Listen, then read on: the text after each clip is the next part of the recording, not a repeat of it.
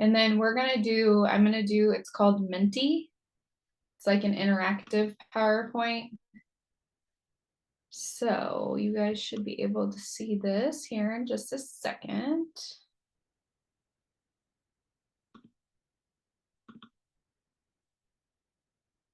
Okay.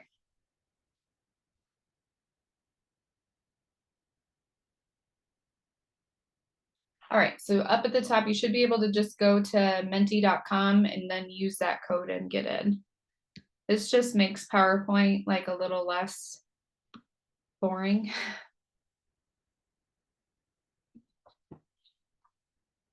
So it'll still be the same PowerPoint that is in the Canvas course from week 2 information, but it's going to be more interactive.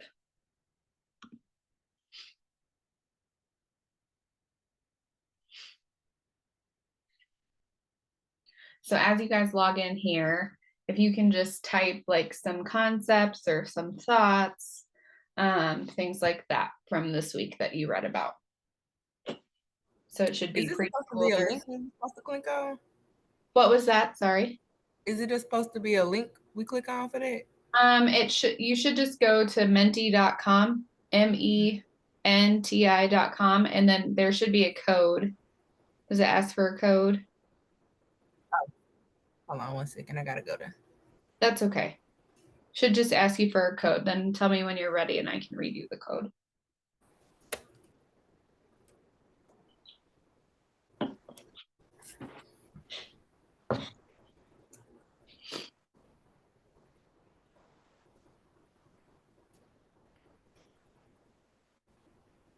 So once you guys get in, you can just kind of type on here whatever you're thinking. It's all anonymous, so everyone won't see what you're typing, okay? Well, they'll see what you've typed, but they won't know who it's from, I guess is what I should say.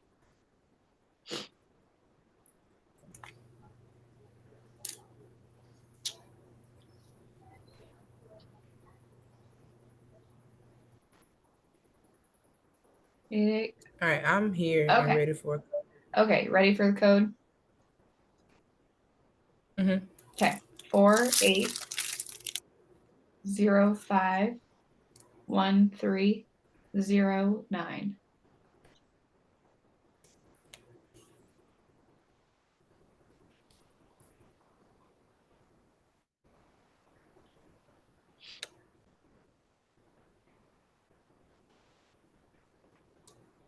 And still, if you guys have questions or anything like that, just unmute and ask.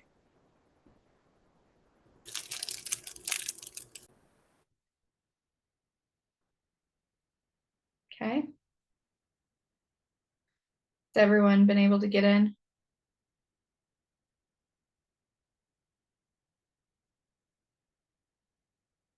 Yes, no. Yeah, yeah. Okay. Yeah, I got it. Okay. Anyone else have something to add for this week? Concepts, thoughts?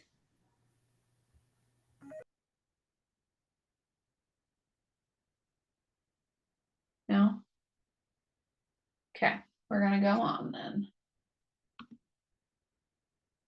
Okay, so this week we're gonna cover preschool, school age, and adolescence, okay? So last week we covered infants and toddlers, right?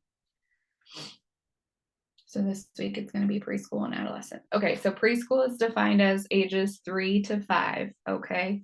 That's going to be your preschool age range. Before that, 1 to 3 is toddlerhood, right? And then a year and less is infancy, okay? Preschool, it's marked by more slow growth. So they're not having that huge growth like they do from infancy to toddlerhood for both weight and height. It's much more slow and steady, okay? They're still growing, right? And gaining weight and things. But it's just not as significant as when they were infants and toddlers.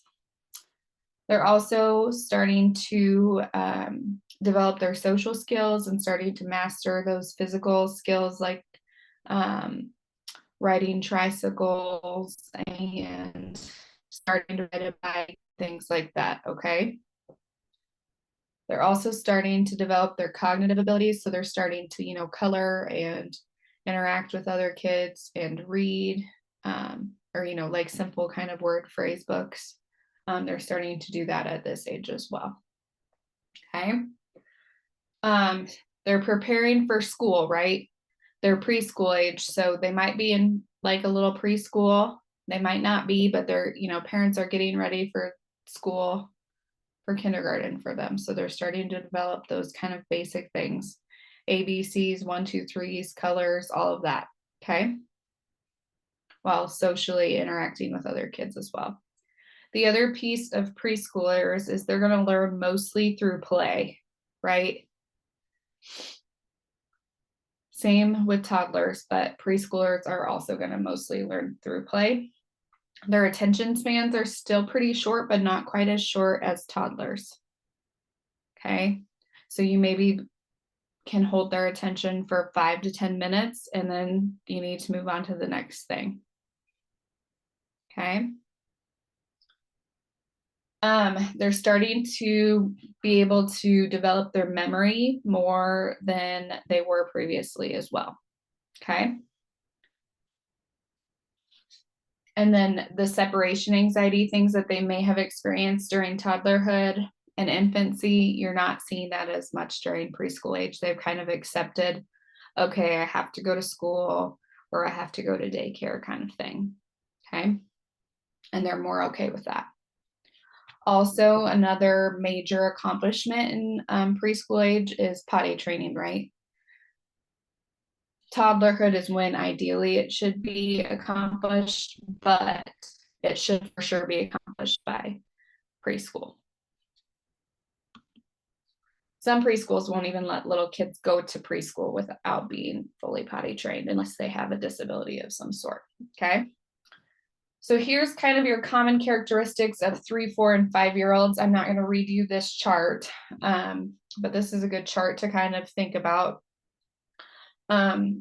especially related to the play. So 3-year-olds, they're still kind of in that toddler age, right? So they're still parallel playing, which is kind of the first stage of play. And then they're progressing to associative play, which means that they might be playing next to each other and they're playing with the same thing, but they don't have the same goal in mind. Okay. And then cooperative play means that they're playing together and they have the same goal in mind. And they want to be, they're playing the same thing, building the same thing, things like that. So that's something to really focus on, is the types of play. Okay. All right, cognitive development. So this is Piaget. The stage that they're in is the pre-operational phase for Piaget in preschool age group. Okay. So they're increasing their development of the language and starting to understand like symbolism things. So symbolic functioning. Okay. So they're starting to understand, things like going to the bathroom and all of that. Okay. They're still very about themselves. So they're still very egocentric at this age. Not quite as much as toddlers, but they're still very self-centered. Okay. So they have a really hard time seeing from their friends' point of view. So that's where you get to see some issues with sharing and, arguments about, no, that toy's mine, things like that in preschool age group. Okay. Animism, they're starting to develop that, which means like a teddy bear or an inanimate object has feelings and or is like a human. Okay. So they're starting to develop that during preschool age group. And then artificialism, that's looking at their environment and the characteristics of their environment, and then kind of relating that to human actions or human interventions. So it's windy outside, the kiddo notices it's windy outside and they think it's because someone's blowing really hard, kind of things like that. the weather is happening because someone is kind of manipulating it. Okay. If you guys have questions on anything, you can unmute and ask. Okay.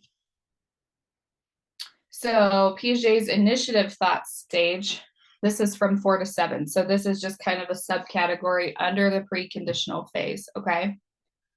So this is the specific subcategory under Piaget's, okay? So they're starting to have pre-logical thinking. So they can use symbols as words, but they don't have anything abstract or anything concrete, okay? So they might see a symbol like, the women's bathroom sign, and they might know that, okay, that's the bathroom that I need to go in. Or they might see, I don't know, a cross or something and know that that's a church. They're starting to kind of relate symbols to words, okay? Or, they might see the smiley face emoji and know that that means happy, kind of things like that, okay? Kids in this stage also should be pretend playing. If they're not pretend playing, you kind of get concerned about kids maybe being on the spectrum or having autism, okay?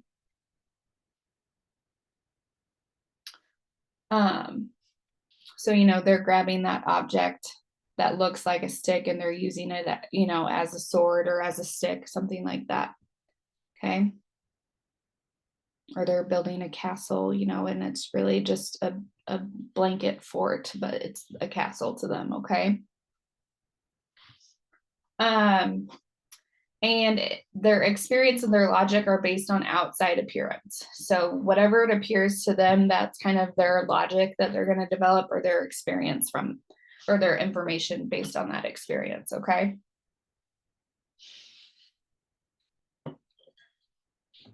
And they're very much centering or focused on the here and now. They have a really hard time of understanding the past and the future. They're just in the present, okay? And that's called centering. They also have a tendency to concentrate on single outstanding characteristics of an object. So they might really focus in on that purple pony, and they're obsessed about the fact that the pony's purple and ponies should really be tan, something like that. And they can't get over the fact that that pony's purple, and they really focus in on that. Okay.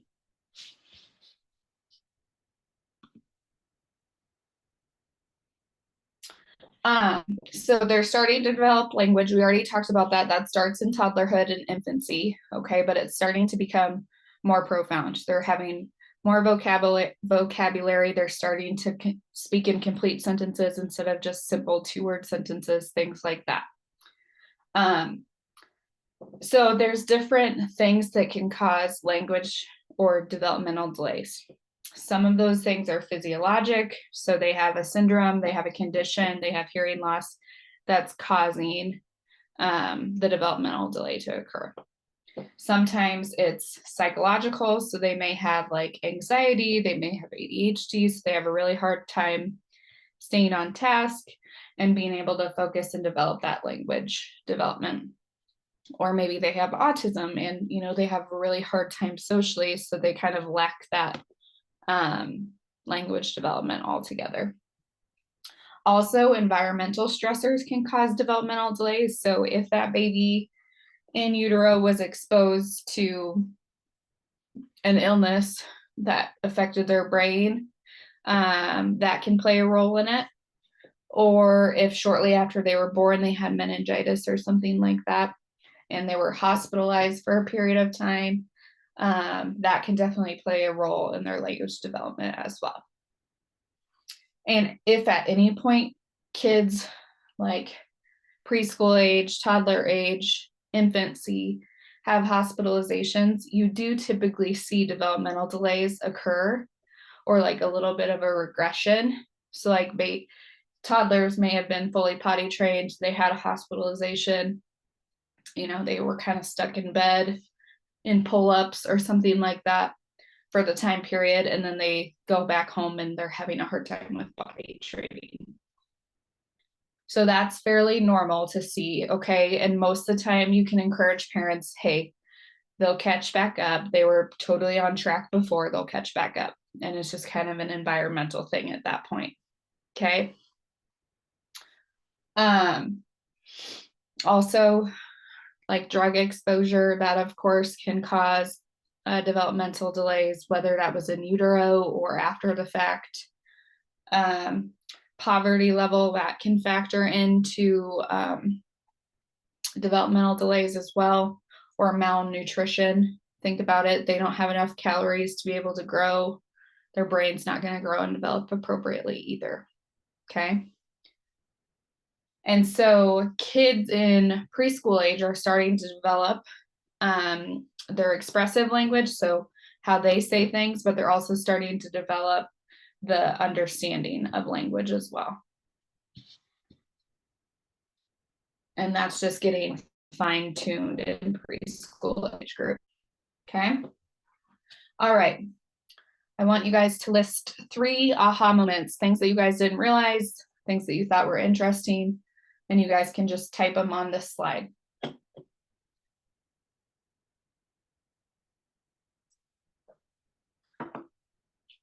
Or you could unmute and say them too if you want.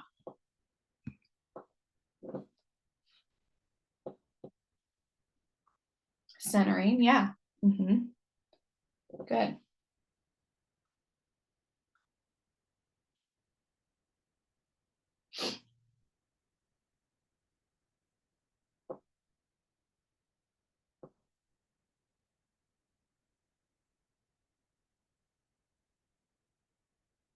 Yes, pretend play. Yep. Animism. Yep, good.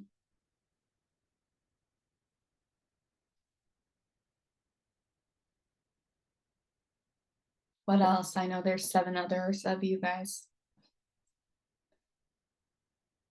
Or you knew all the things. Egocentric. Yep, good. I typed the same thing, but it didn't come up. But that kids 4 to 7 should be playing pretend. Yeah. Yep, yep, good. Okay, separation anxiety. Yep. It's not as prominent though as toddlerhood kids. Okay. Language. Okay. Yep. Yep. Autism. Yep. If they have autism, a lot of times their language and their social development is really affected. Good. All right, we're gonna go forward. Okay, so your nursing implications on growth and development for preschool age kids. Hospitalizations obviously can be really scary for this age group. Think about it. They're giving inanimate objects feelings. They're doing pretend play things. So they're kind of in that like scary monster kind of phase too, right? So hospitalizations can be really scary. And think, these kids really like routine, okay? And hospitalizations are not routine usually. So they have a hard time developing into that and kind of aligning with hospitalization.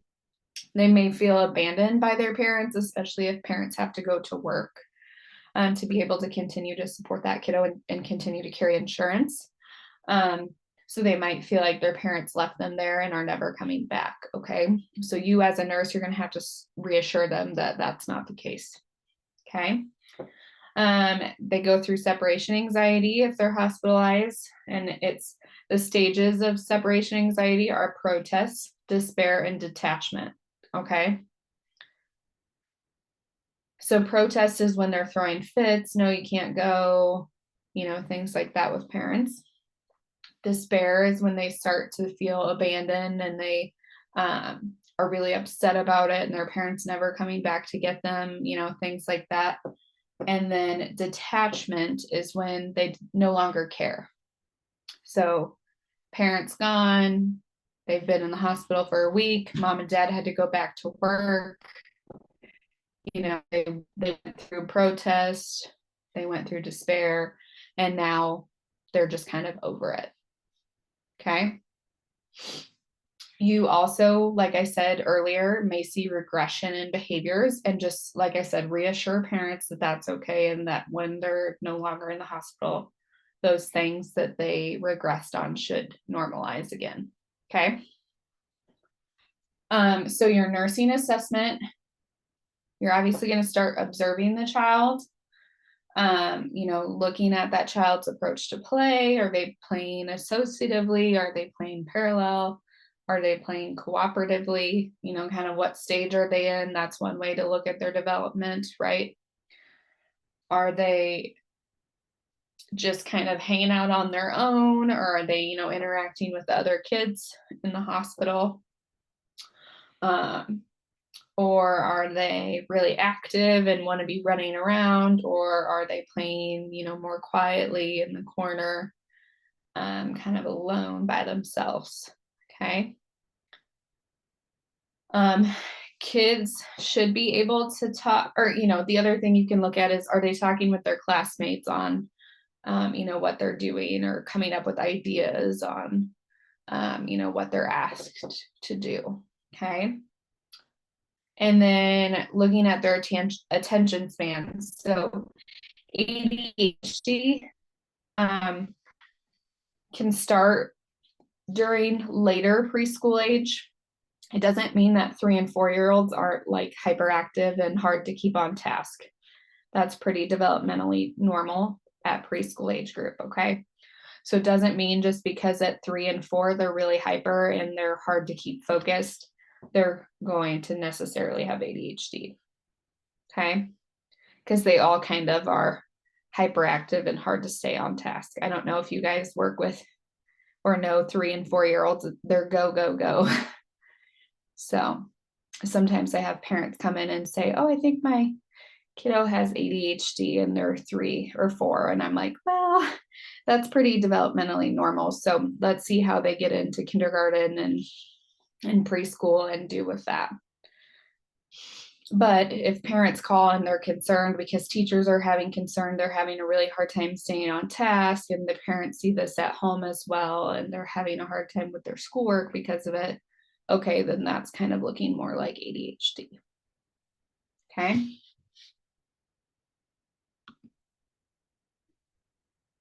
Bedtime habits. So bedtime routine is really important in this age group. It helps save parents a lot of chaotic things that can happen at bedtime to have a good routine. So whether that's bath time and then lay down and read a book, or something like that can really be helpful. Some kids may have kind of attention seeking behaviors around bedtime. So, they're going to be super thirsty once they lay down. So they want water, they want this, they want that. Every excuse that they can think of other than going to bed will be utilized. And they're pretty stinking smart at this age, even though they're little. And they a lot of times can figure out if they can say one specific thing, and then you as a parent go and do that right away, they will continue to use that excuse each night. Okay. So that's something to just teach parents. Okay, they've gone potty, they have something to drink by their bed, they've read their book. Okay, it's okay, they can go to sleep. The other thing too I talk with parents about is it's really easy, I guess, to give in and let kids sleep with you. Okay. Sometimes that's easier if they're really feisty and putting up a fight and not wanting to sleep alone. But it gets really difficult to stop that habit the older they get, if that's continued to kind of just be accommodated. Okay. Also, if you're kind of rewarding, like I said, that attention seeking behavior, if there's something that they've figured out that they can tell you and you go and do that thing each time, and they just tell you the same thing over and over and over again to kind of avoid going to sleep, then that's kind of rewarding their attention seeking behavior, and that's going to continue to have them then utilize that behavior at each bedtime. Okay.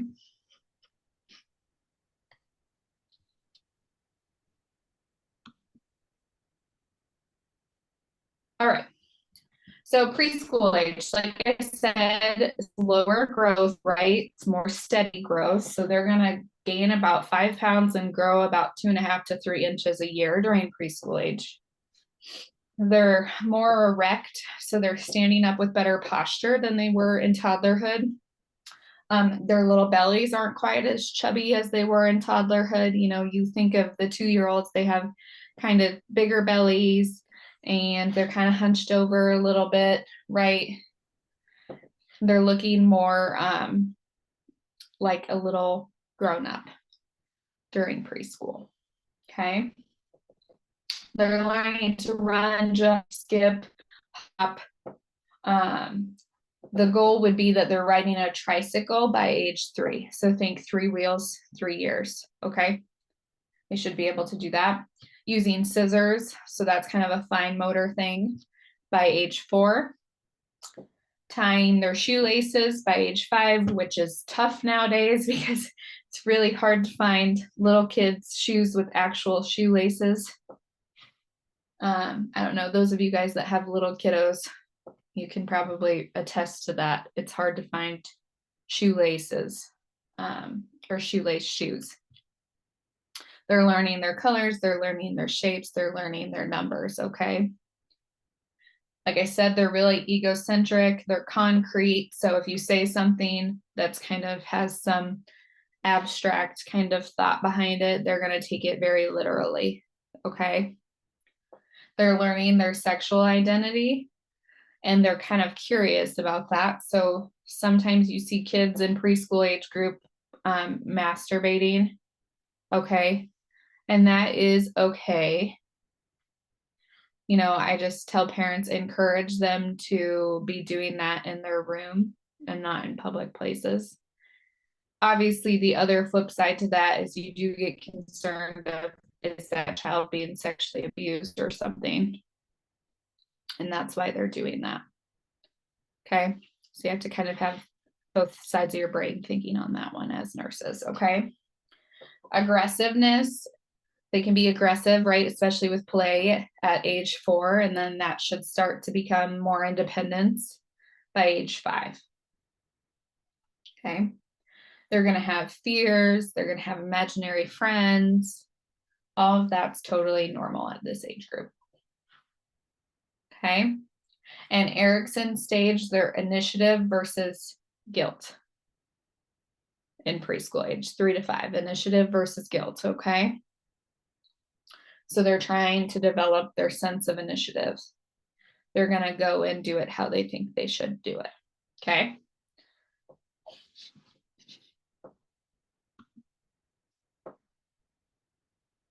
Okay. Bedtime rituals are comforting to preschoolers because why? Take a guess.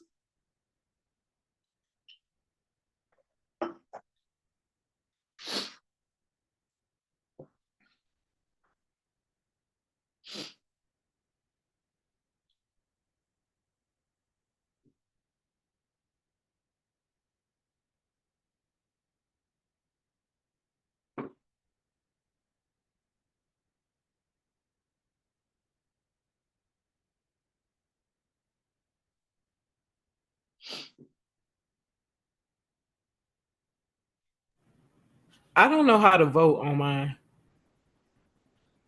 It should just give you, does it give you colors? On the side of the screen, there's a list. It's on the right side of my screen that lets me click the side or the answer and hit submit. Do you see that, Erica, now? No. Like skip ahead and then it'll take you to it. There, that work. Sorry, my screen looks different from your guys' screens for options. Okay, the skip ahead made it work. Thank you. Okay, thanks.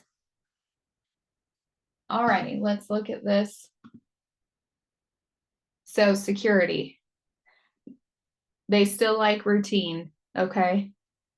So I feel like it could be both, but security is the biggest thing.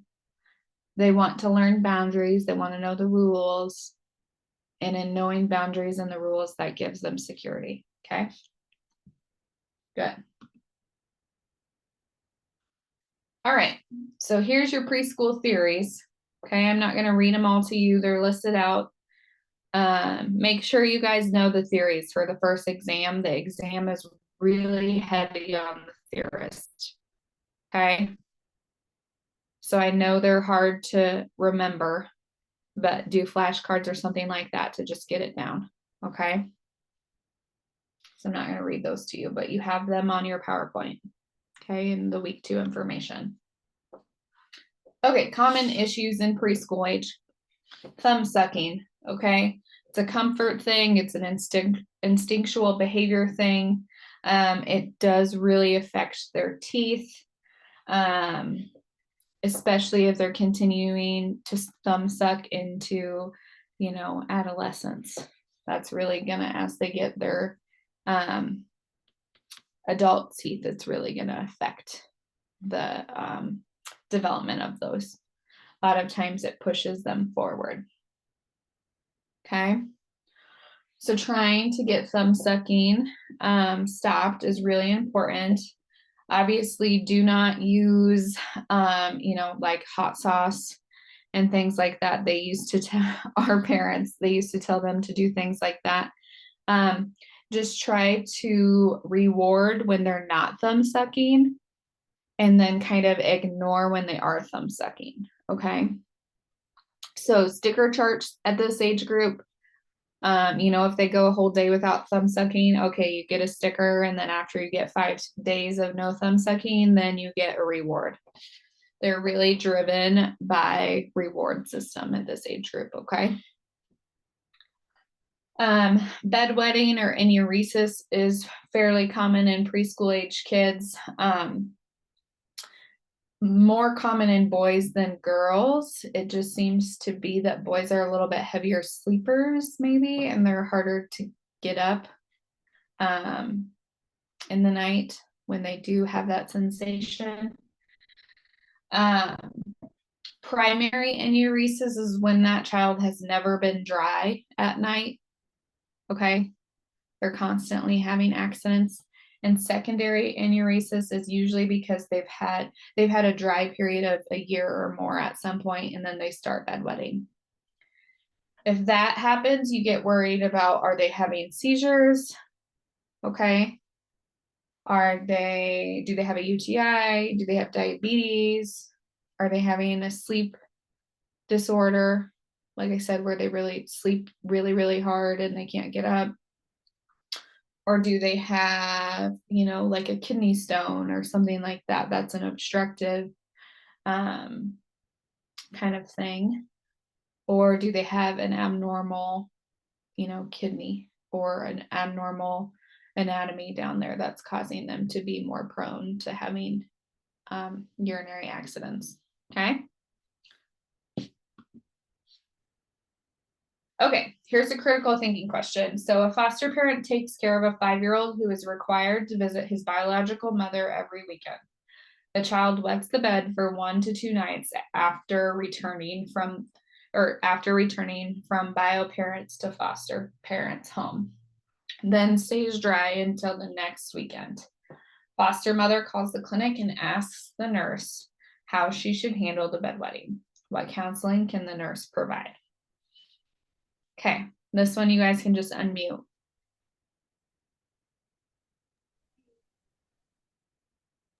You should make sure the child's not being abused by the biological parent. Yep, good I was thought. thinking that, but I didn't want to go to the extreme. Yeah, but it's something though that you always have to have in mind, right? Because that kiddo's already outside of parents' care. So there was some, typically kids aren't just taken from parents' care. So Could be just an environmental change period too, right? Yeah. it can be. Yep. And Or, make sure maybe they have or anything.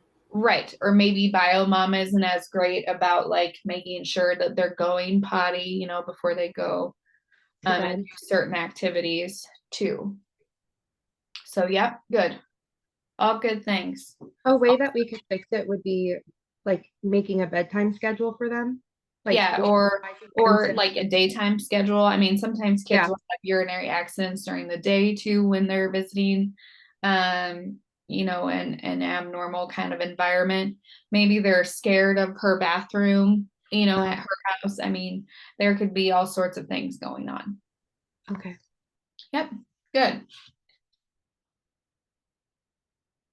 Yeah, so just kind of talk through, okay, here's some kind of things that might be going on. Do you have concern for this? You know, if you want to bring them in, we can talk more about it kind of thing. But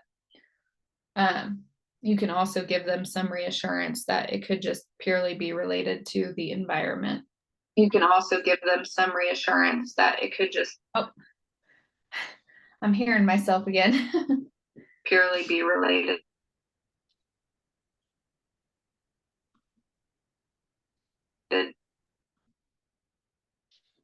Okay. All right. So health promotion kind of thing. So children need limits for their behaviors, okay? Like I said, they need boundaries, they need rules that helps them feel secure and safe, okay? They're learning self-control, they're learning self-discipline.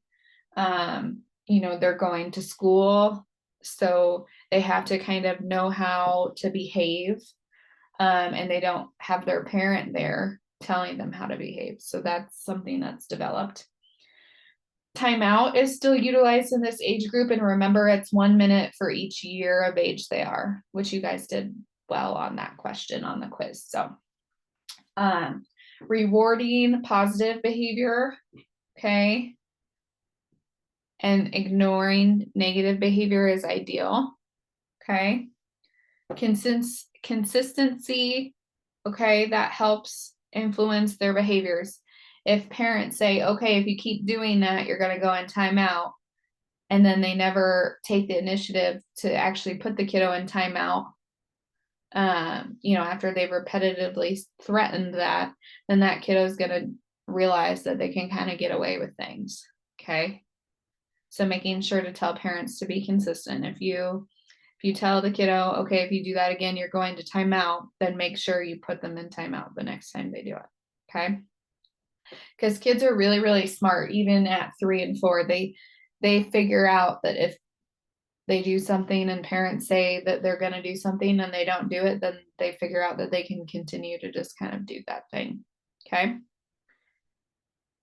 Okay, preschool programs. So like I said, they can have structured activities. It helps them to kind of interact with the group. Okay. They're learning coping skills. They're learning how to manage kids,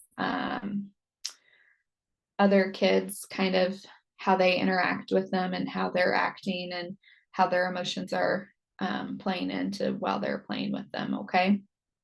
And then they're starting to gain their self-confidence and their positive self-esteem, okay? That's kind of the things that they should be learning along with like letters and numbers and colors during preschool age. But a lot of like social interaction development. Okay, how do we prepare a child for school and engaging in cooperative play with others? So just go ahead and list some of these.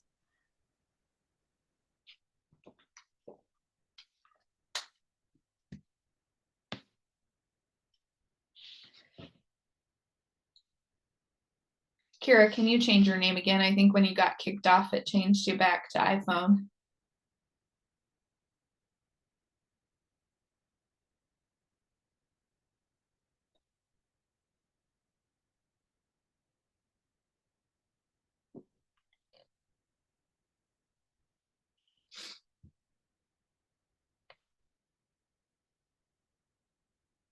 Okay, so how do we prepare kids for school setting? And starting to be able to play with other kids. Limits, yep. Yep, good.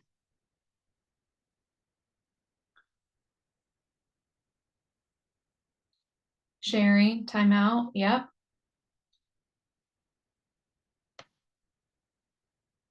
And remember cooperative play, do we remember what that is? I mentioned at the beginning of the class.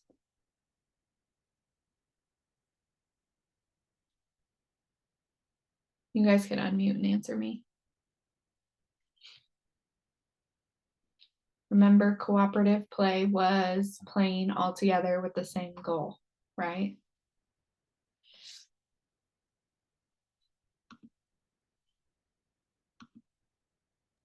It's like when they play house, like you're gonna be the mom and I'm gonna be the dad.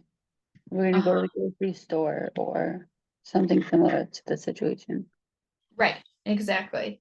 Or they're building Legos, they're all building the same castle, you know, they're working on it together. Okay, good.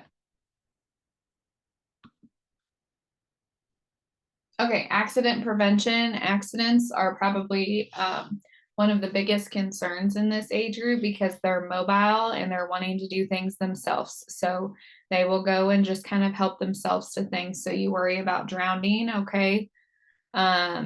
You know, they wanted to go play in the pool, you told them no, or maybe something else was going on, so you didn't respond to them, and they just go and decide to play in the pool by themselves. And then you have a drowning situation. Or, you know, they see you take your medicine in the morning or something, and they think that they need to take medicine, so they come up on the counter and they get a hold of the medicine and take it. So poisonings can be a concern in this age group. Burns, right? They're experimenting, they're trying to help you cook, they're interacting with their environment, so burns can be concerning. Obviously, car safety, so making sure they're in their correct car seat is important as well. Okay. And they need at least indirect supervision, so someone keeping some eyes on them. Okay. So you don't need to be right there with them holding their hand through things, but making sure you're telling parents, you know, don't let them have kind of free range to do things themselves without your guys' supervision. Okay. Okay. Why are toys such as crayons, blocks, books, and large puzzles good choices for preschoolers? Go ahead and list them, or you guys can unmute too.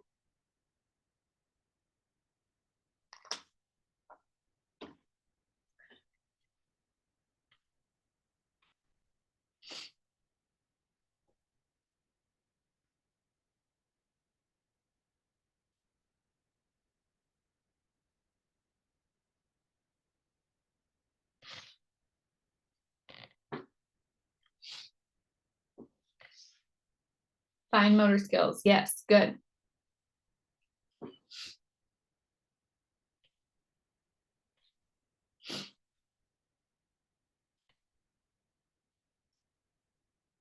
Sharing. Yep, good. What about the books? That's kind of developing what? Speech, right? By reading, they start to understand language and speech. Good. Yeah, mostly though, fine motor skills are those things. Now, large puzzle pieces, that would be more of a gross motor thing because they're not really fine kind of movements like coloring, okay? Or building blocks. Good.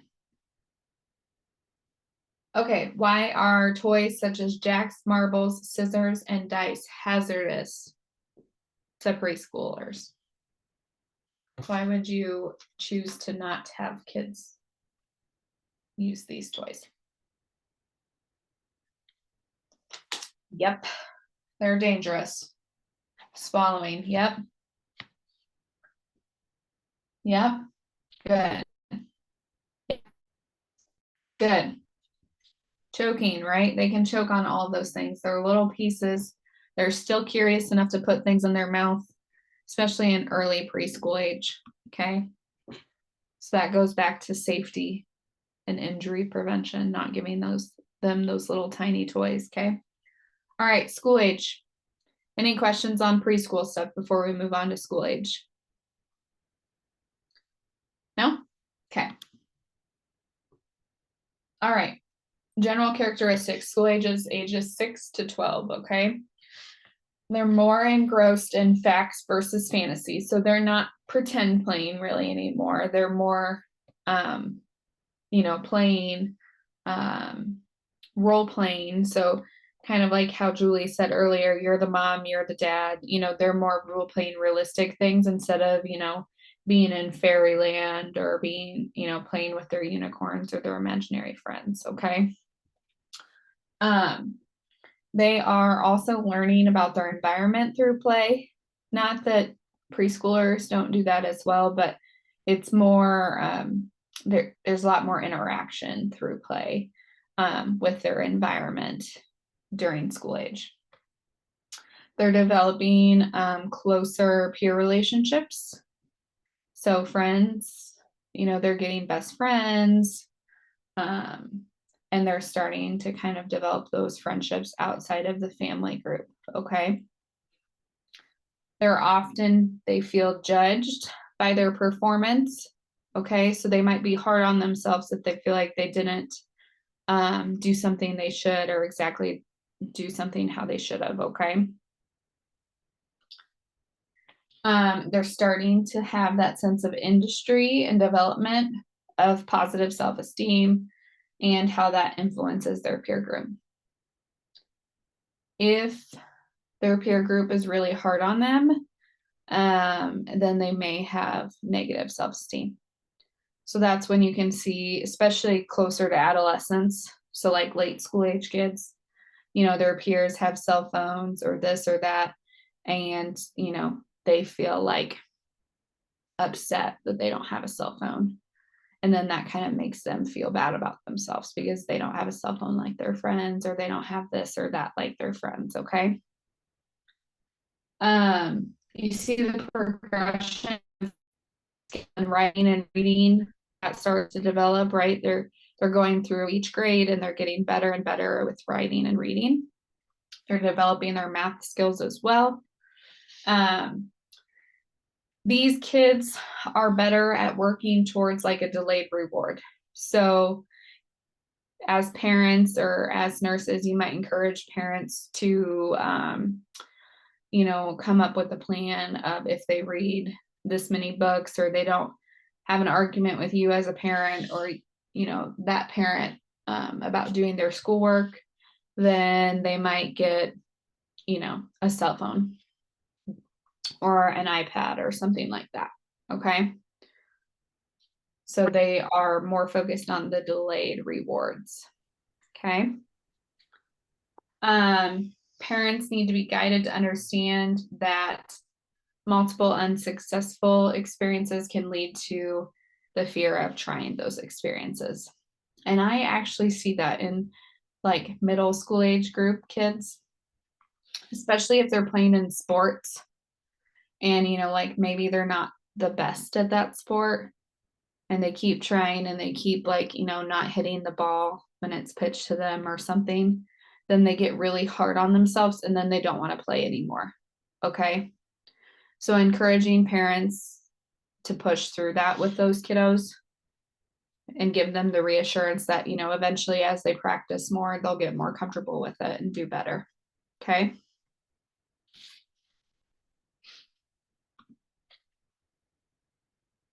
Physical growth, so their GI tract becomes more mature. They're able to hold, their bowel and their bladder longer. They have decreased caloric needs because they're still in kind of that steady state of growth, okay? They're not having really big growth spurts during school age. You can see sometimes there's really big 12-year-olds or really big or really mature looking 12-year-olds. But that doesn't mean that they're emotionally, at 12, they might look like a 16-year-old, but it doesn't mean that they are emotionally mature like a 16-year-old. Okay. Parents and kids should set realistic goals and expectations in school age group. They're going to have heightened awareness for attention problems. Parents should. So if they're struggling in school, if they're being tardy or skipping class, like you need to be worried about that as a nurse and as a parent, okay? And then making sure that that kiddo has someone that they're comfortable talking with about their feelings.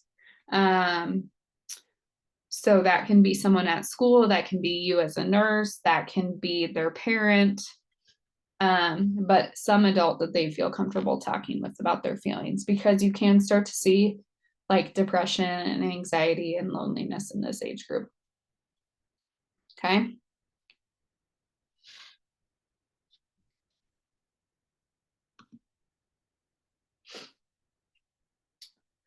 So sexual development is influenced by parents, and also sometimes peers, okay? The school environment, like you might start to see more aggression if they're boys versus girls. Like just think boys are more like physical sometimes, and that's kind of a normal developmental thing, but obviously they have to kind of keep that aggression under control. Okay. So it would be really concerning if a girl was physically aggressive or things like that. That would be concerning. Okay. So that would be kind of a red flag for parents and for you as a nurse too, to work through those parents. Okay.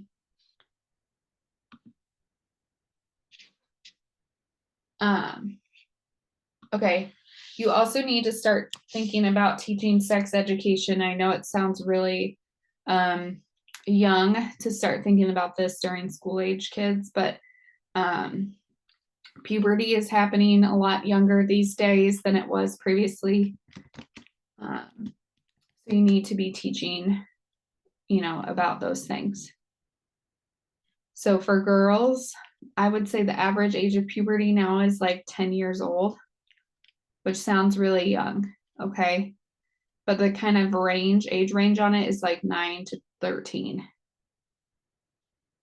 So right in this school age time is when we need to be teaching about kind of sex education things, because kids might be getting to 12 or 13 or 14 and they're already exploring with those sort of things. Okay. So being open about those things, making sure you're answering the questions simply so they can understand it, think about their developmental stage, okay? Making sure you're using actual correct anatomic terms for those areas instead of nicknames. Hang on one second, I have a message here.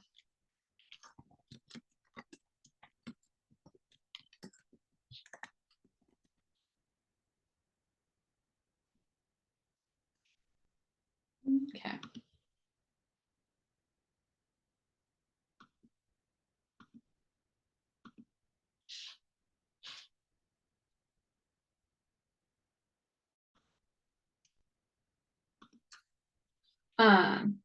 And then, once again, the private masturbation is kind of a normal developmental thing. Just make sure you as a parent or you as a nurse encourage that parent to talk about doing that in private. Okay. Making sure that kids aren't getting their information from their peers. Okay. TikTok, social media, things like that, a lot of internet, period. Kids will try to get their information from those sources instead of parents, or nurses. So making sure that parents are encouraging that they get that information from healthcare providers or, from the parents too, if they have questions about those things, and just kind of keeping open lines of communications between parents and kiddos is important in this age group. Okay, critical thinking discussion. So we'll just have you guys unmute and talk about this. A shy, reserved 8-year-old tends to isolate himself from other children and doesn't want to be part of the group. What type of interventions or guidance can the school nurse provide? Well, first, I think you'd want to find out if there's a reason behind isolation. Like you Mhm. said, like if his friends have stuff that he doesn't, and they're like, hey, well, you you're the poor kid because you don't have the cell phone and we all have cell Right, phones. like kind of bullying stuff. That was really, yeah. Yeah, good. And if bullying is a factor, then you as a school nurse have to kind of work with the principal or the teachers and things and making sure that that's not happening. Okay, what else? What other things could you do for that child? What if he really is just like a shy kiddo? What's something I would try to see what type of things that he likes to do. Maybe it just takes like maybe for one of the other kids to be like, hey, do you like to play soccer or something like that? Uh-huh. He might just be nervous about a large group. He might just Yep. need to like, get used to one or two people first and then build up from that. Yep. I'm That's sorry to perfect. interrupt, but I sent you a chat. Yeah, I saw the chat. Did you send me another one? Yes, ma'am. Okay, let me look here. Sorry.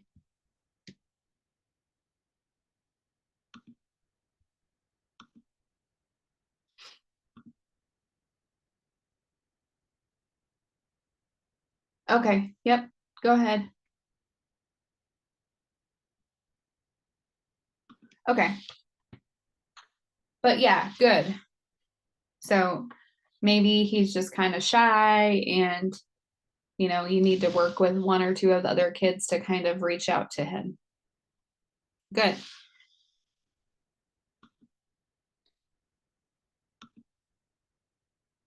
Okay, so growth and development at this school age group.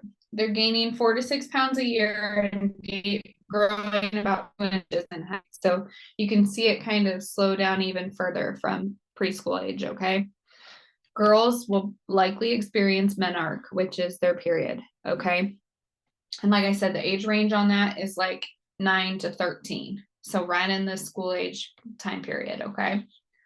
Doesn't mean some girls might have their periods a little bit later or a little bit earlier. There's kind of variation on that, okay? They're still egocentric, but they're now kind of thinking about how they interact with their peers, and they're caring kind of more about their peers' feelings and how certain things that they do may affect other people, okay? They're understanding past, present, and future, whereas in preschool age, remember, they were stuck in the present, centering, right? They're learning about cause and effect and how that relates to everything. They're socializing with their peers. That becomes more important, not necessarily than socializing with parents still at this point, but it's becoming, they would rather speak to their peers about things than parents, okay? Their molars start to erupt at age 6, okay? And Erickson's theory in this age group is industry versus inferiority, okay?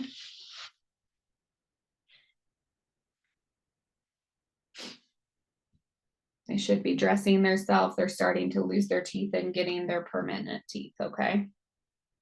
Okay, here's your school age theorist categories, okay? So I'm not going to read those to you, but guys, make sure you know them, okay? Play. So it's more physical activity. They're utilizing also their intellectual development and less pretend. It's more real life things. This is where you get the competitive sports, sports teams, dance, things like that, okay? It really helps children to feel more powerful and in control in this age group, which is what they like, participating in sports and in group activities, okay? They also feel an accomplishment, a sense of accomplishment with mastering new skills in these areas, okay?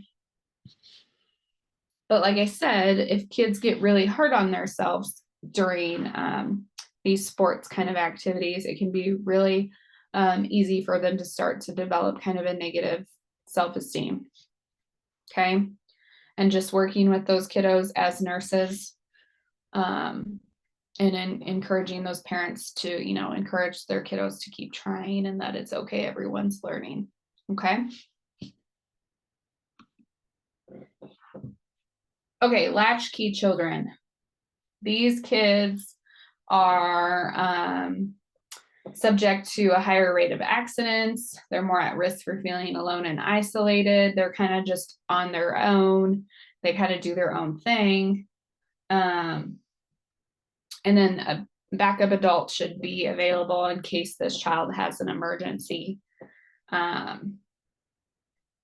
which is not uncommon in latchkey children to have emergencies. Okay.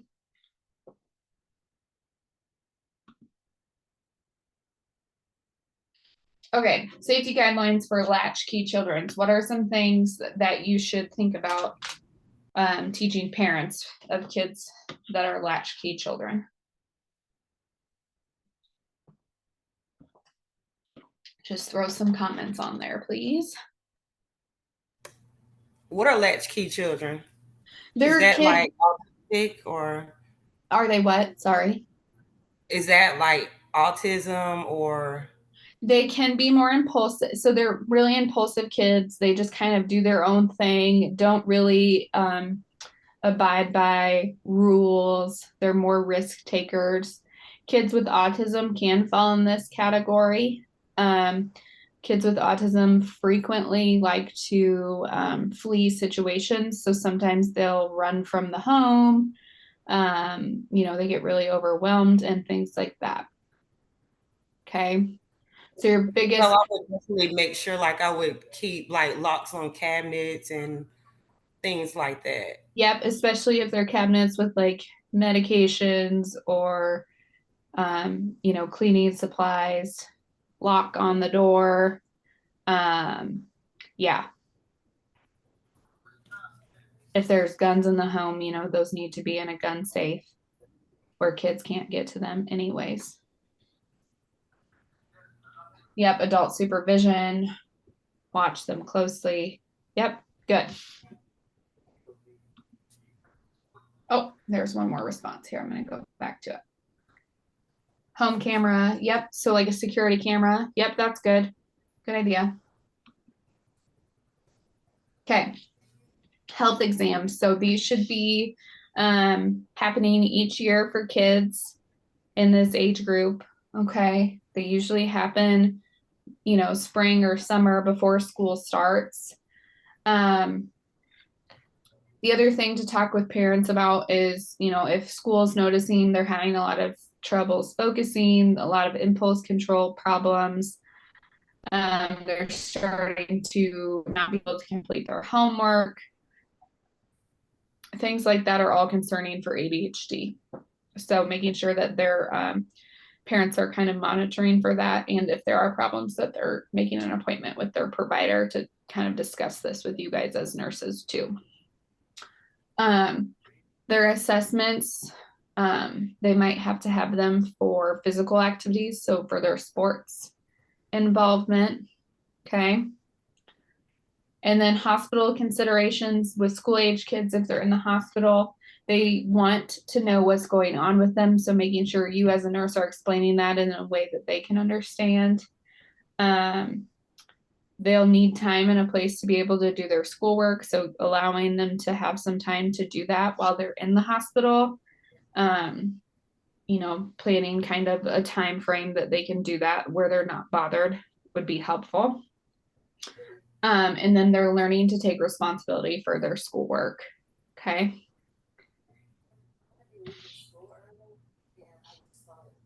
Also, if they're becoming inattentive and things like that at school, making sure that they don't have a hearing problem or, you know, like a speech problem or other potential learning disability can be helpful too. Pet ownership can be really beneficial to school age kids. It teaches them some responsibilities and things like that, especially if kids have disabilities. So like they have a seizure disorder or something like that, then a lot of times they have kind of a seizure dog or a medical dog that can kind of comfort them and sense, you know, potentially when they're going to have a seizure. So that can be really helpful. And then also pets like therapy dogs in the hospital. That's really beneficial to kids too, and adults, anybody. Therapy pets can be really beneficial. Kind of makes them feel some companionship, and it's a really positive thing.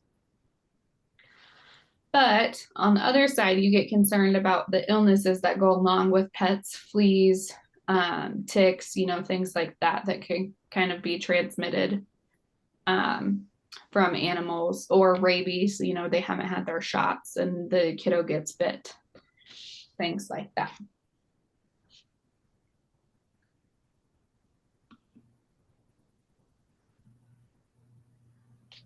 So some things to think about with pet ownership: the age of the child, right? Toddler, infancy, they're crawling around on the ground. An older grumpy dog is probably not the best fit for that type of child, so keep that in mind. If kids have allergies to those pets or immune problems, you know, it may not be the best idea to be getting that dog or that cat in that situation. Infections, like I said, can happen from contact with saliva or urine or feces, or direct skin contact like fleas.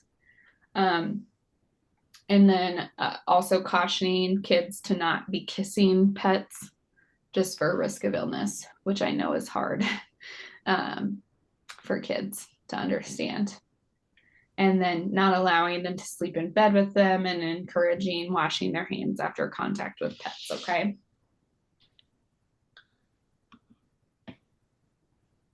Okay, any questions on school age kids? No. Okay, we're gonna move on to adolescence, okay? So adolescents, these are 13 to 18-year-olds, okay? So they're going through puberty if they haven't kind of already started in later school age, okay? This is the cessation of growth and emotional maturity. So they're starting, you know, by the end of adolescence, they should have good emotional development and emotional maturity developed, okay? They're no longer going to have, you know, huge height growths, you know, towards the end of adolescence. They're going to be their adult height typically.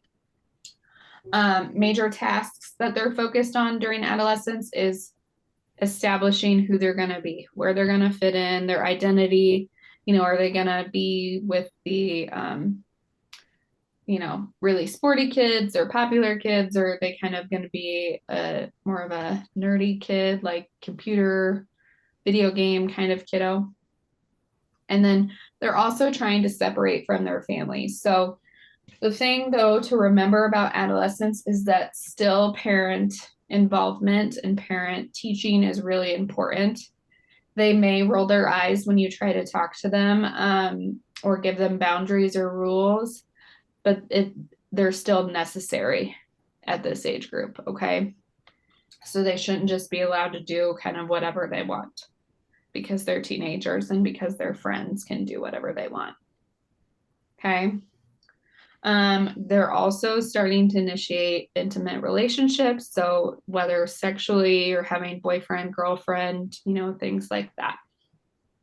They're also starting to think about their career decisions and, you know, what that's going to look like when they grow up. You know, they're thinking about, oh, I'm going to live here, I'm going to have this type of house, you know, things like that.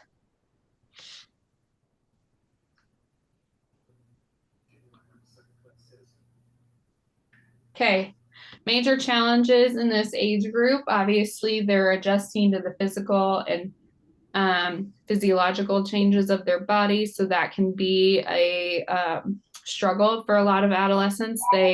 Especially adolescent girls, they seem to have a harder time, you know, their friends, their breasts have developed or theirs are kind of not developed yet. I mean, they get self-conscious about things like that. their friends may have their menstrual cycle and they do not. I mean, that bothers some kids. They want privacy. So maintaining privacy is really important for adolescents. So as parents or as teaching parents about that, and that it's okay for kids to have privacy and kind of want to be in their own room. Now, of course, if they're isolated, they were a kiddo that came and talked to you all the time, and now all they're doing is in their room, not communicating with the family at all, that would be something concerning. But it's totally not abnormal for teenage boys or girls to just come straight home and go right to their room and play on their phone or watch TV and kind of ignore you or not tell you a lot about their day. Okay. Still encouraging parents to have open lines of communication with those kiddos and answering their questions directly is important. They're becoming more independent. They're starting to drive, you know, things. They're also rapidly changing their like sexual characteristics. Bless you. Bless you. Adolescents, a lot of times they butt heads with their parents. They're going to have a lot of discourse with their parents and the parents' rules. But like I said before, making sure that parents are still having those rules and those boundaries is really important. Okay.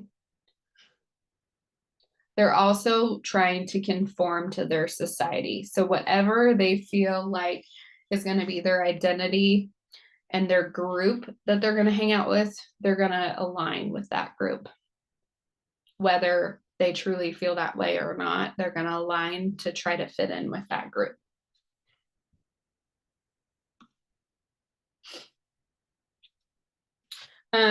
Like I said, age and puberty varies. Typically, growth spurt occurs around 18 years of age. That's more common in boys. Girls are usually done growing by 18. They tend to be awkward. I mean, think about kids as they're going through puberty, you know, boys, their voices kind of crack, and you know, when they're talking, that can give them kind of some low self-confidence.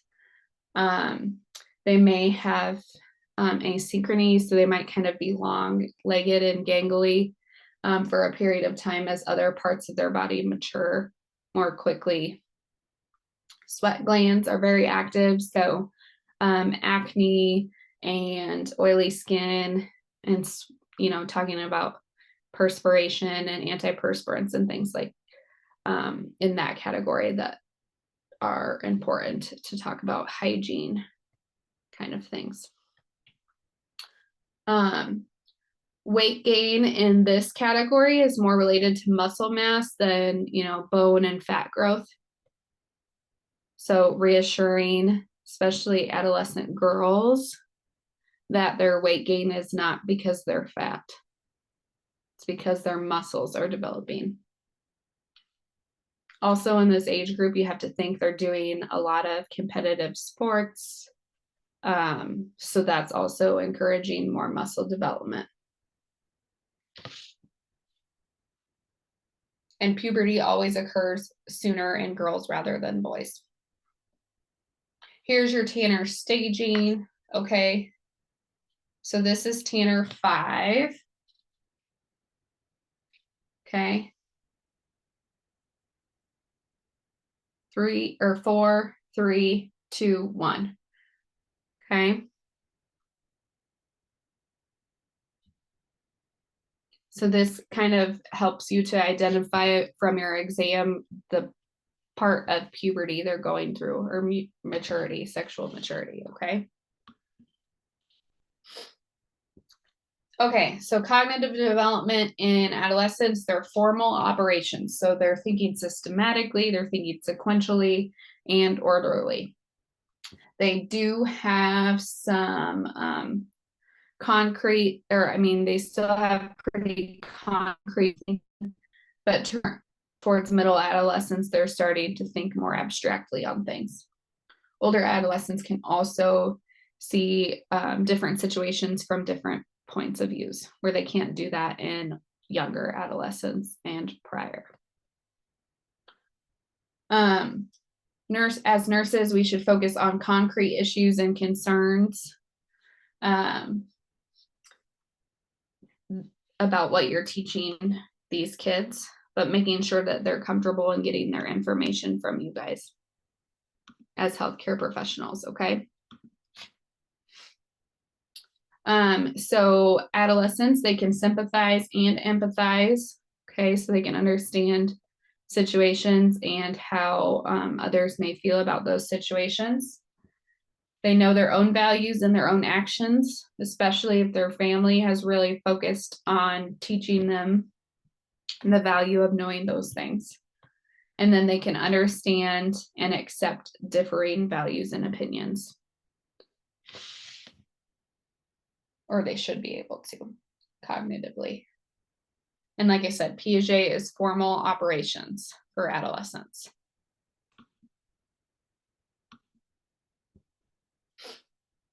Psychosocial development, they're developing their sense of identity.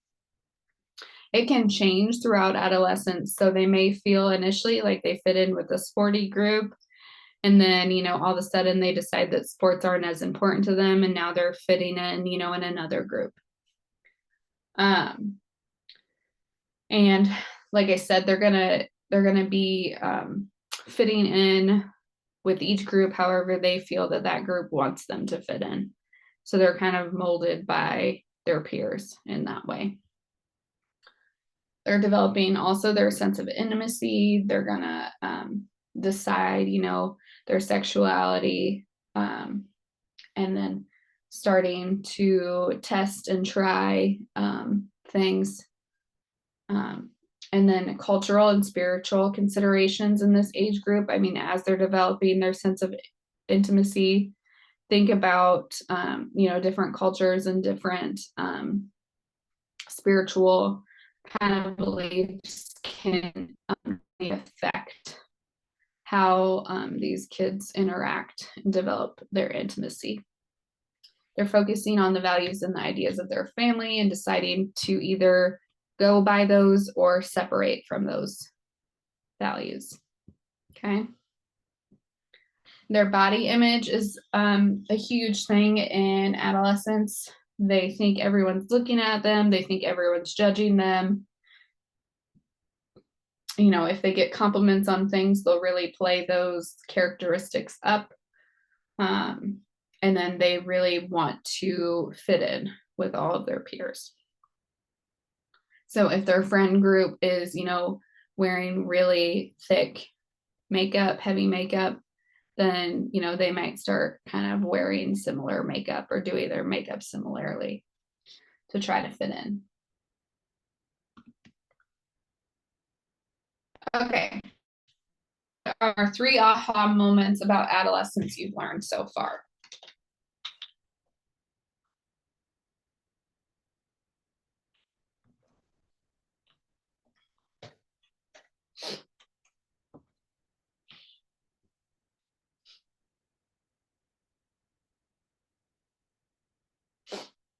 Go ahead and type them on here.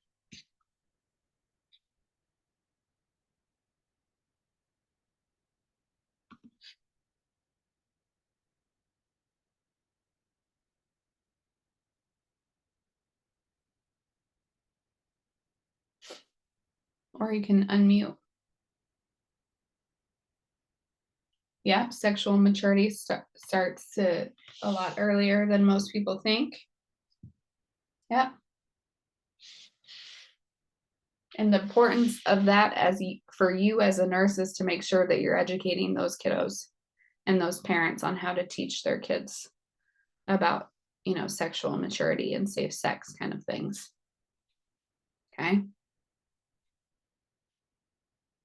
I always tell parents of school age, like middle school age kids, for girls to have kind of a little emergency pack of like pads or things like that in their backpack in case they were to start their period at school, because that's like one of the biggest fears for female students in that age group. Yeah, not just your teenager who's eye rolling. Yep, that's pretty common across the board.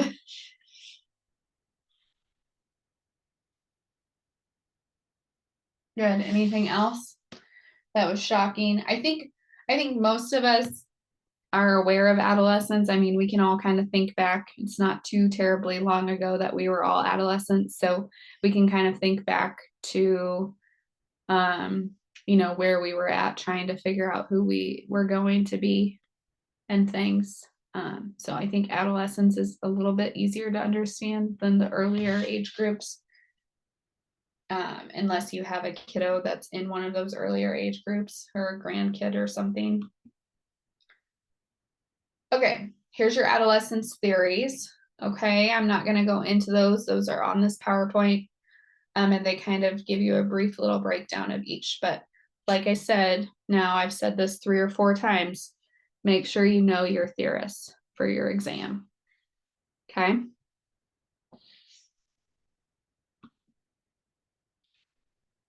Okay, parenting the adolescent. This can be one of the most difficult things that parents do because they are going to argue with you and fight with you and compare your rules to their friends' rules over and over and over again.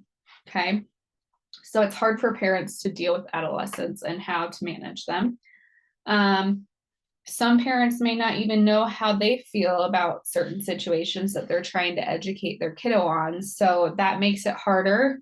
And it makes it harder for parents to feel like they can have authority over it when they don't even necessarily have a thought on that scenario. Adolescents do need to talk about their fears. They need to feel like they have somebody that they can talk with these things about. So whether that's a counselor at school, a teacher at school, or their parents, they need to feel like they have someone who supports them, and that they can share their fears or their thoughts with. Okay. They're still going to need help sorting through their feelings. Okay. I mean, I still see a lot of adolescents that, can't necessarily name all the feelings. Okay. So they are going to need help sorting that out from their parents, ideally. Okay. It's also really important to continue to keep those little open lines of communication. Okay. You want kids, adolescents in particular, if they're doing something and they're in trouble, you want them to reach out to their parent and know that that's okay. They still might get in trouble for whatever happened, but that parent still loves and supports them and wants to help them in that scenario. Okay.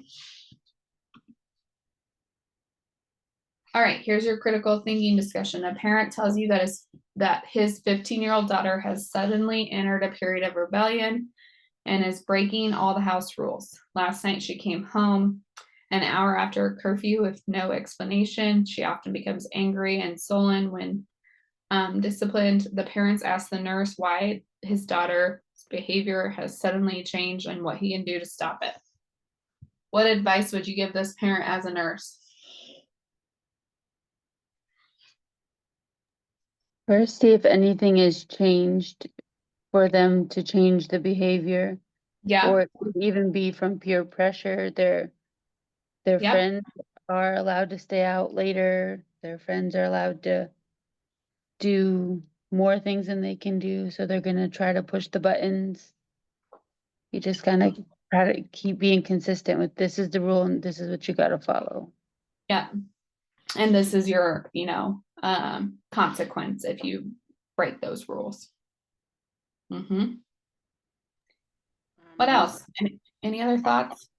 Offer open communication with the teenager to see like what specifically is going on. Maybe it's at school, maybe they had a breakup, maybe they had a friendship breakup, something. Yeah. to that matter, or like they're just not doing as well as they want to in school. It might be something like that. Yep. Good. What else?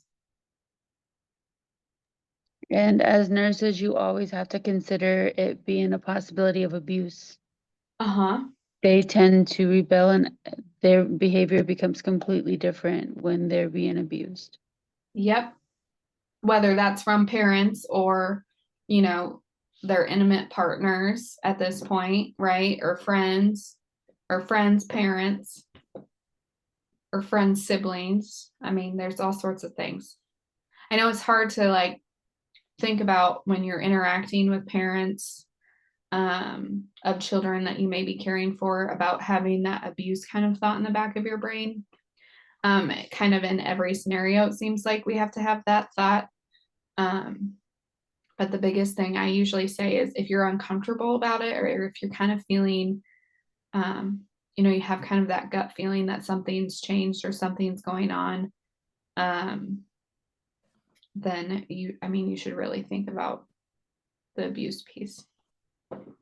What about like, maybe they started doing drugs, right? Maybe they're addicted to meth or something at this point, which sounds extreme, but it happens, okay? So if they've had a rapid change, oh, go ahead, Julie, sorry. Especially if like they're around friends and their friends' parents have, my daughter's been around friends who their parents let them smoke weed and do other drugs like mushrooms and stuff as she was like 15 and 16. My daughter's like, oh no, my mom will kill me. But like your mom other kids might be like, okay, well your mom let you do it. Can't be that bad. And then they follow suit. Yep. Yep. Yeah, the peer pressure thing is real in this age group, okay?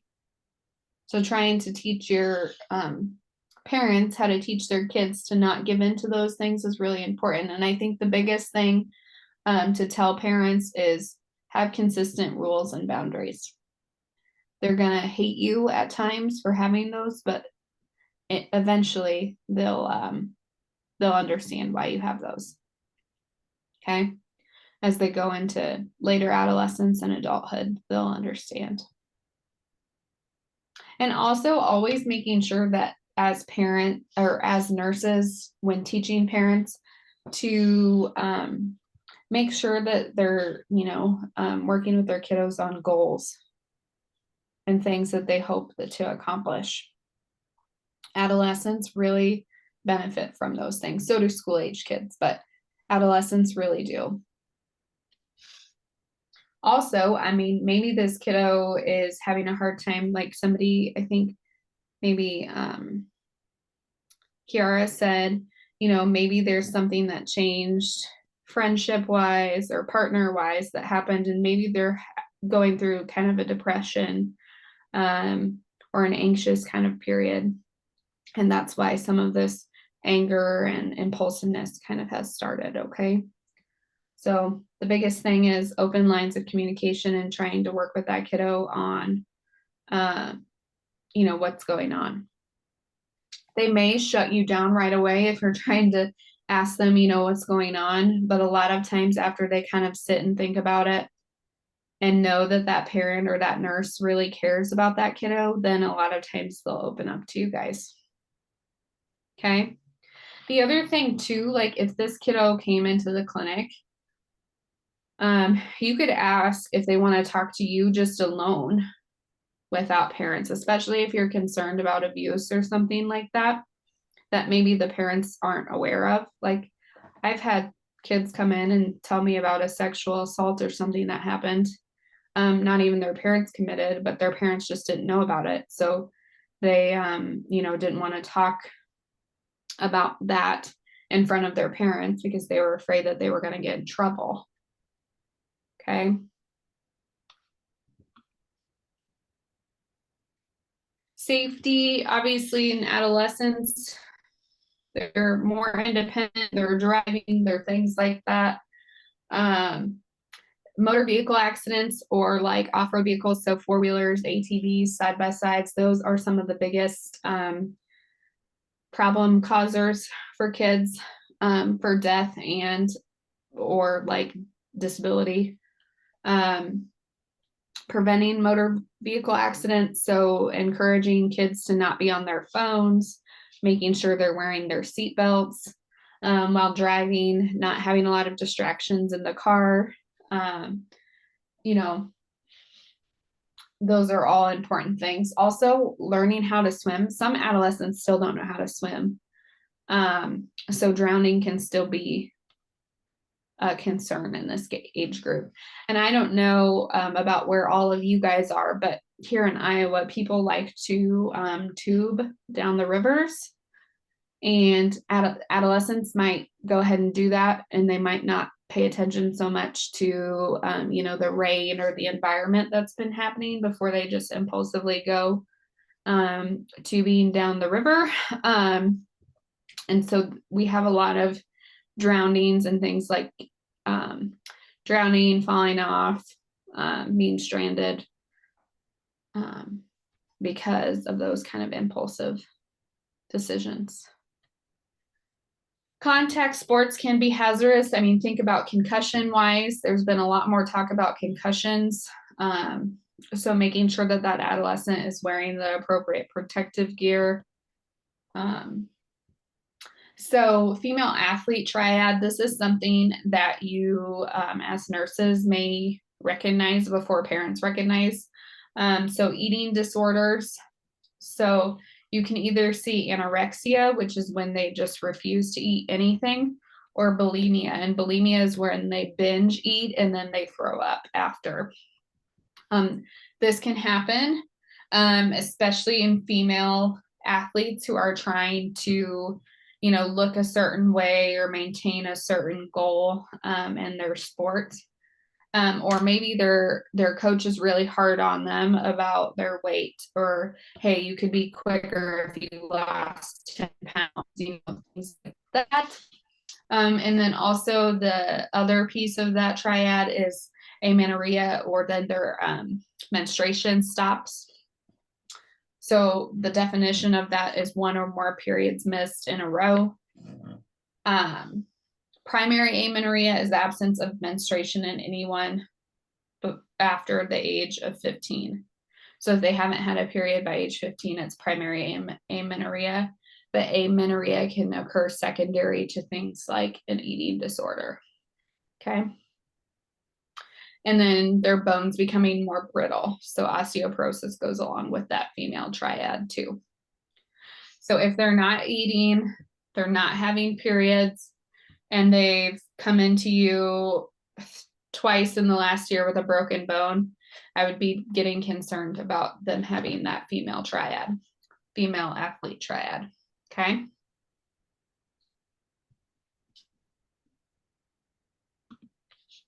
A good way to ask adolescents, like if you're concerned that maybe they have an eating disorder, but they won't really disclose it, is you can ask them for like a 24-hour recall of what they've eaten in the last 24 hours.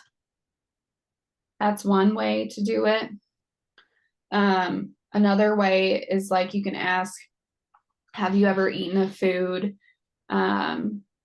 quickly or something to that effect, and then thrown up after, or felt bad about the amount that you ate. So asking some of those open-ended questions can be helpful. Common problems in adolescence: drug use. Okay, your best bet about drug addiction and drug use is education about those drugs. Okay, kids are curious. That's a lot of times why they're utilizing those drugs. Or like Julie said, their friends are doing it, so they think it's okay. Their friends haven't had any problems, so they try it. So peer pressure, the emotional depression. Sometimes kids feel like so down and depressed that maybe, their friend told them that marijuana helps them, so they start trying it that way, and then they become addicted to those things. Mood swings are common in adolescence. but they become more extreme when they're having drug use. Okay. So your nursing assessment, you need to be looking at parents, peers, and pot or marijuana use. Okay. Alcohol or automobiles. So like, are they getting in trouble, pulled over a lot because they're speeding and they're driving recklessly, or they're drinking out a lot of alcohol, cigarette or like electronic cigarette use, and then education. So that's PACE. That's a way to look at it, your nursing assessment specific to drug use. So if 2 or more of those PACE letters are problem areas, that kid's more likely to be at risk for drug use. So if their parents aren't really around, they don't have a lot of rules, and they're vaping, you're more concerned about that kiddo potentially. If not at this point they're utilizing drugs, but at some point they may experiment with drugs. Okay. And if you have those concerns, you should be putting in the appropriate referrals. Or if a kiddo comes in and they're like, I have a problem with smoking marijuana, like I can't stop, then, you need to be referring those kids to a drug program. Okay. Or maybe they're smoking marijuana because they're really depressed or anxious and they need to see psychology or psychiatry for medications. Depression, like I said, drug use can start before the development of depression, or drug use can start after because of depression. But definitely, if kids are depressed, you're more concerned for the risk of drug use. A change in their school performance or appearance or behaviors, that can be a warning sign of depression. Threat of suicide is a cry for help, and you have to take that seriously, even if it seems like it's something that's kind of attention seeking. Okay. So you have to still take that seriously as a nurse and encourage parents to take that seriously as well. So in saying that, taking away any means that they could utilize for suicide. So making sure that they don't have free access to medications, even medications like ibuprofen or Tylenol, or Benadryl. Things like over-the-counter medications are one of the most common utilized methods of overdose for suicide. Okay. A school nurse can help, right? You can recognize the depression and talk with the parents or talk with that teen. You can ensure that that kiddo feels comfortable talking with you about their feelings, or talking with the guidance counselor, a teacher, someone at school about feelings. You can give out the numbers to the suicide hotlines. Okay. Now, you can text with the suicide hotline. You can go on a website. You can call the number. So there's a lot of different options for mental health hotlines, and not only suicide hotlines. And then, of course, if kids are to the point that they need therapy or they need medications, then allowing those referrals to occur. Okay. What are the risks for substance abuse? So sort these in the categories. So what's no risk and what's high risk?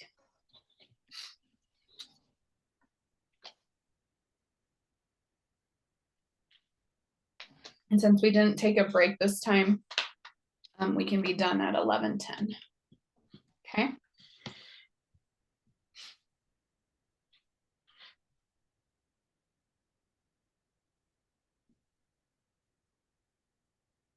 You guys can just unmute too and say like which statements on here are no risk and which make it high risk.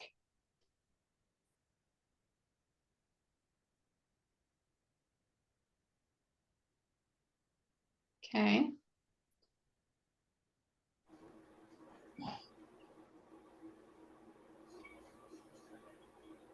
I routinely smoke pot. Yep, that would be concerning for high risk of substance abuse. I would never drive after drinking alcohol. Okay, well, they're already drinking alcohol, so that's a risk of substance abuse. I thought about trying cigarettes with my friends when my friends offered. Yep. Yep. That's concerning. Yeah. Good. And then, I get okay grades, but school is hard. That's not necessarily a red flag for substance use. And then my parents are supportive of my decisions. Usually if kids have supportive, loving parents at home, not that they won't potentially make those choices, but they're less likely to make those choices. Okay. All right, common problems in adolescence. So adolescent pregnancy, this is obviously also a concern in this age group, right? Especially if they haven't had appropriate sex education. Obviously, if the age that the child becomes pregnant is younger, there's going to be more concerns and more risk and more effects on that child's development.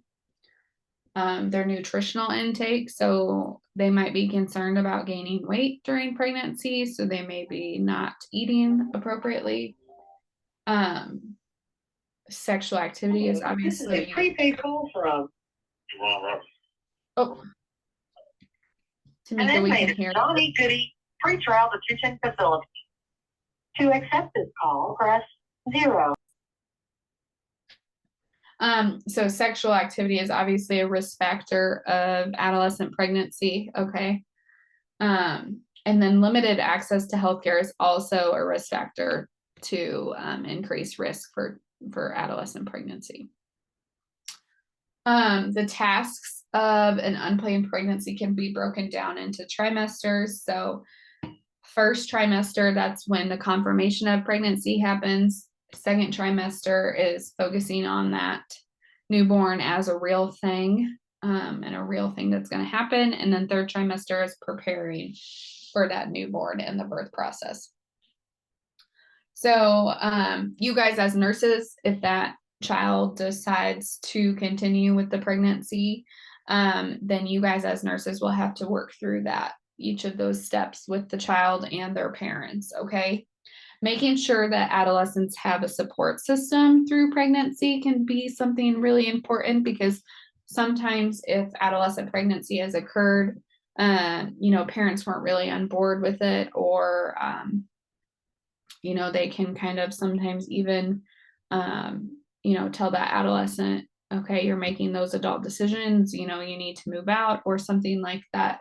So making sure that this kiddo has a support system, whether that's you as a nurse or somebody else that's an adult, okay?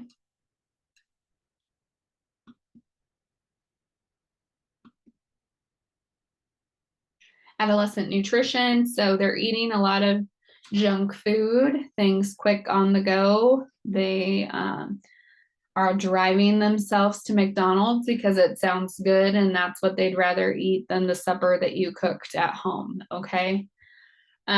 So they tend to have low calcium, low vitamin B12, and low iron. They're skipping meals, they're snacking more, and then, like I said, they're eating out more. They are in need of higher nutritional requirements because of their sexual maturity that's going on and the growth that's going on during this age group. Some adolescents might start to follow vegan or vegetarian diets. They might do keto, any of the other kind of alternative diets.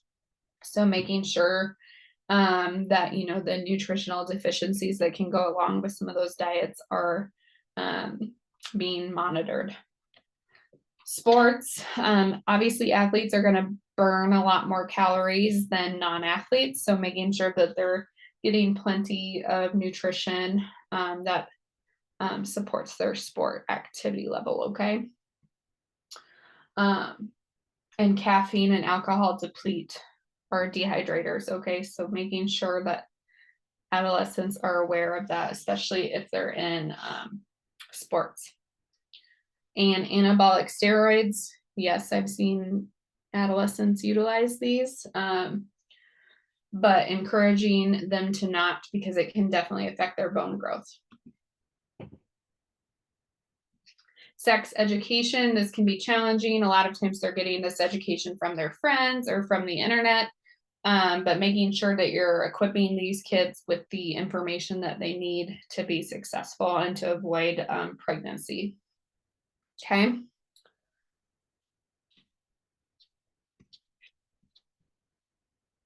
Also, I mean, early adolescence, developmentally, they're not as advanced as, of course, late adolescence. So some of your terminology and explaining things needs to be adjusted based on their age as well. So your approach as a nurse to communicating with adolescents, making sure that they have open lines of communication, you're providing privacy, you're not going to share all of that information with their parents that they're sharing with you unless it's necessary for their safety to share that. Obviously, talking about the confidentiality and being respectful.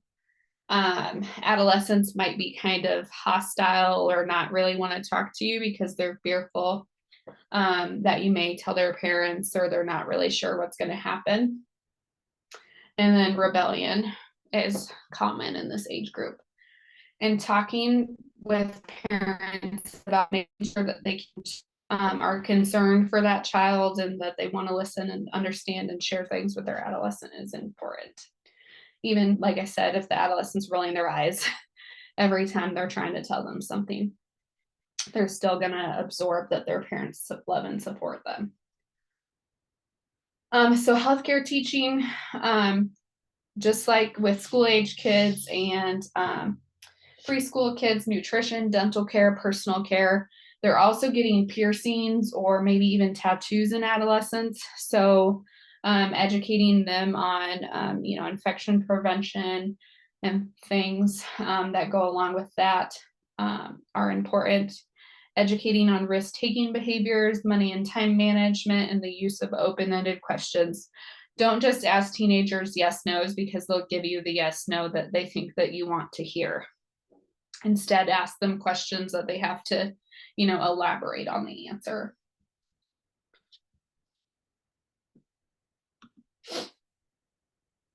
Okay, critical thinking question. Parent tells you that his 15-year-old daughter has suddenly, we've already done this one. So we already kind of talked about what would this nurse give these parents, with the kiddo that's rebelling. So we already answered that one, so we'll skip that one. Okay, here's your theorist, okay? Kind of a breakdown of each theorist. Here's kind of the main concept of each theorist, okay? Freud is your psychosexual and how that relates to your personality development. Erikson is developing challenges throughout life based on your psychosocial. Piaget's cognitive development. And Kohlberg is moral reasoning. Okay? These are videos that you can watch, but I'll let you guys do that on your own. And then are you guys staying on?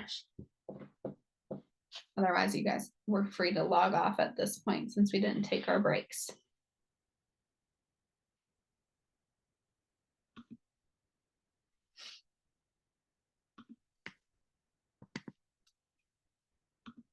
If Are we you're staying on?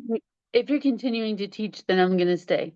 Okay, well, let me run to the bathroom really quick and then I'll keep teaching, okay? And I'll teach about 11:30. But let me run to the restroom quick. Okay.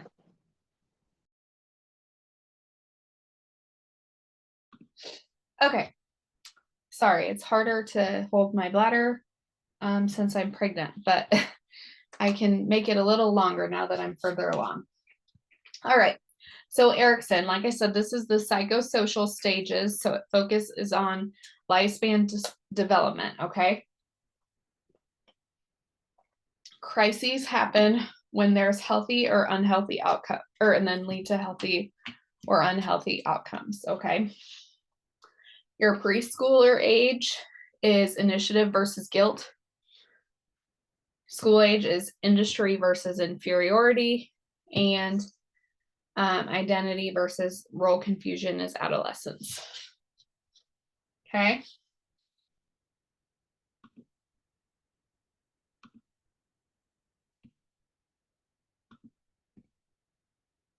Okay. Piaget is cognitive development. So qualitative changes throughout the process, okay?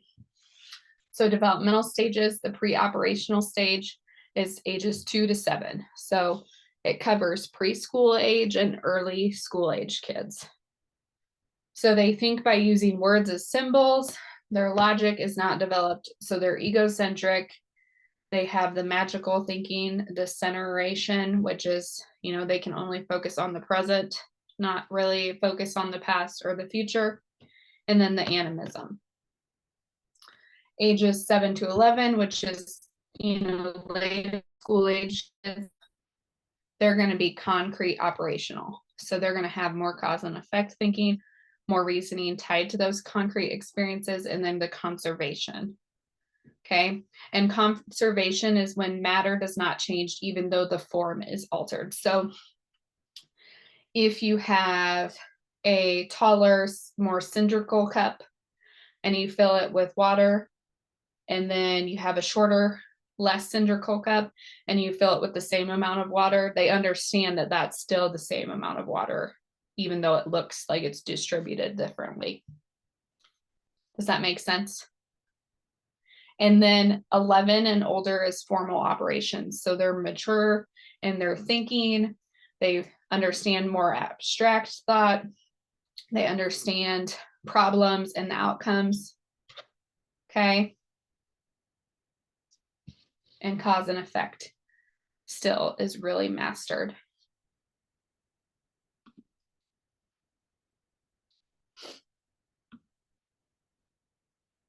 Okay, here's your Kohlberg. This is the steps within Kohlberg. This is a really good chart that breaks everything down, okay? So cognitive development, Piaget is cognitive development. That is also related to Kohlberg or moral reasoning. They kind of go hand in hand. So your pre-conventional stage is ages 4 to 7 per Kohlberg, okay? Which is the obedience and punishment and the self-interest. Or excuse me, sorry, I said that wrong. It's self-interest and then conforming and interpersonal accord and then authority and social. Conventional stages ages 7 to 11, so still some authority and social order, and then starting to think about, social contract. Then post-conventional stage is social contracts and universal principles. Okay.